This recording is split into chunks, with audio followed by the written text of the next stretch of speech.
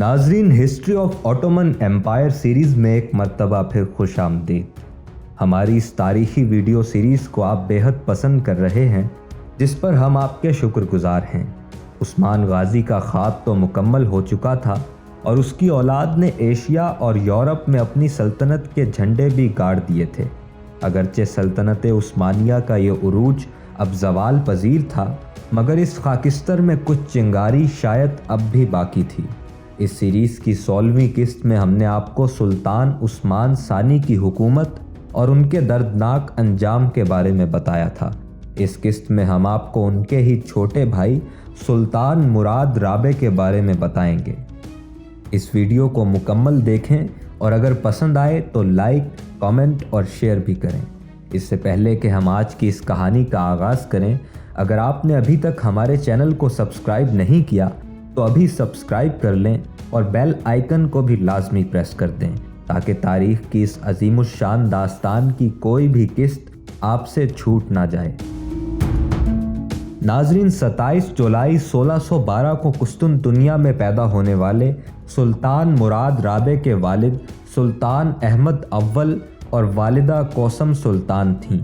उनके वालिद की वफ़ात के बाद महज 6 साल की उम्र में उन्हें अपने भाइयों सुलेमान, कासिम, बायजीद और इब्राहीम के साथ कैद खाने में डाल दिया गया, लेकिन उनकी किस्मत में ताज सुल्तानी लिखा था। सुल्तान मुस्तफ़ा अव्वल की माजूली के बाद 10 सितंबर 1623 को सुल्तान मुराद राबे महज 11 बरस की उम्र में तख्त नशीन हुए।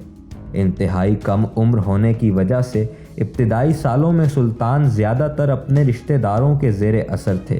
ख़ास तौर पर उनकी वालिदा कौसिम सुल्तान बतौर वालिदा सुल्तान सल्तनत पर हुक्मरानी करती रहीं।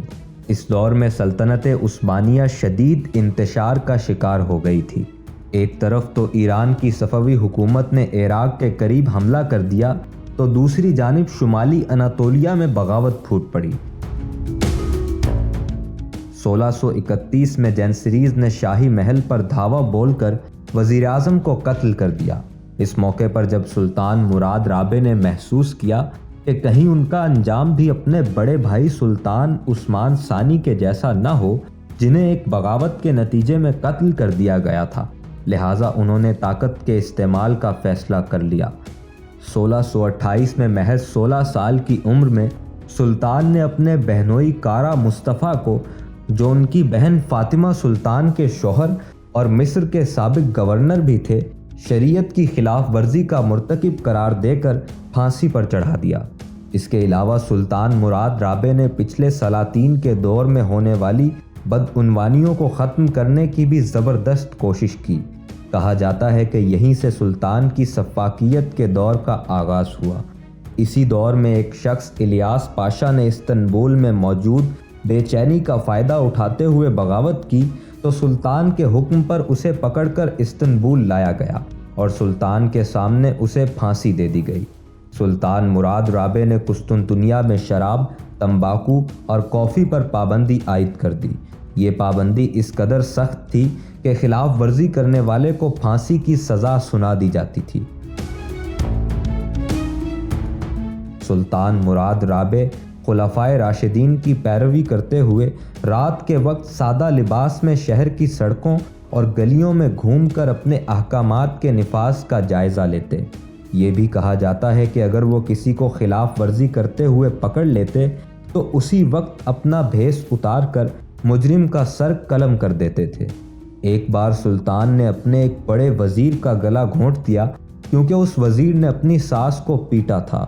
फांसी और दूसरी पुरतशद्दुद सज़ाओं के ज़रिए से सुल्तान ने न सिर्फ अपनी हुकूमत की धाक बिठा दी, बल्कि सल्तनत में निज़ाम अदल को भी ठीक कर दिया।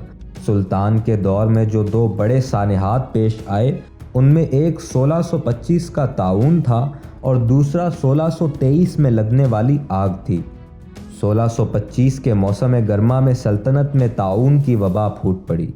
कहा जाता है कि उस वबा के दौरान रोज़ाना 1000 से ज़ायद अमवात होती थीं और ये वबा इस्तंबुल के अवाम के लिए एक बड़ा ख़तरा बन गई थी और इससे बचने के लिए बड़े पैमाने पर तौबा और इस्तिग़फ़ार की मुहिम शुरू की गई।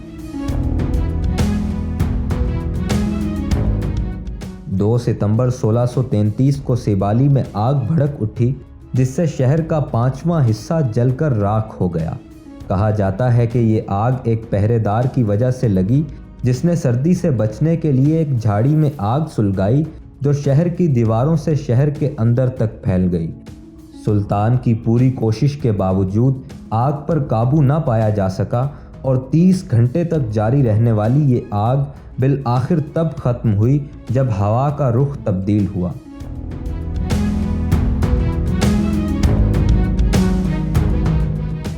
سلطان مراد رابع کے دور حکومت کا سب سے نمایاں واقعہ عثمانی اور صفوی سلطنت کے درمیان جنگ تھی جو 1623 سے 1639 تک جاری رہی۔